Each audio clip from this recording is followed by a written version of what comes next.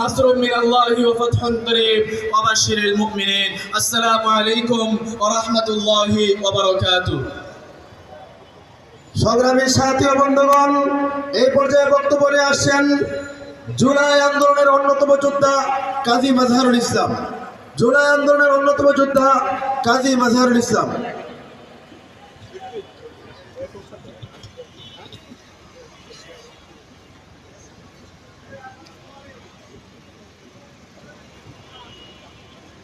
আসসালামু আলাইকুম ওয়া রাহমাতুল্লাহি ওয়া বারাকাতুহু। সংগ্রামী সহযোদ্ধাগণ, আপনারা সকলে অবগত আছেন যে আজ মানিক মিয়া এভিনিউতে জুলাই ঘোষণাপত্র পাঠ করা হবে।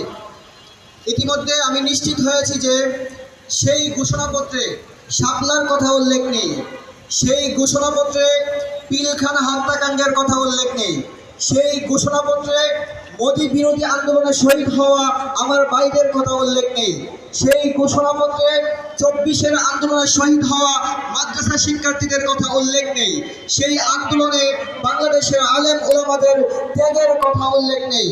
আমি একজন জুলাই যোদ্ধা হিসেবে শাপলা চত্বর থেকে শাপলার সন্তান হিসেবে ঘোষণা করছি, যেই জুলাই ঘোষণাপত্রে শাপলার স্বীকৃতি নেই, যেই জুলাই ঘোষণাপত্রে শাপলার কথা উল্লেখ নেই, সেই জুলাই ঘোষণাপত্রকে আমি প্রত্যাখ্যান করি। আজকে জুলাই গণ অভ্যুত্থান দিবস। এই দিনে খুনি হাসিনা মোদির কাছে পালিয়ে গিয়েছিল। আপনারা সকলেই জানেন যে এই দিনে খুনি হাসিনা মোদির কাছে পালিয়ে গিয়েছিল। গত বছরের এই দিনে আমরা খুবই আনন্দিত ছিলাম, কিন্তু আজ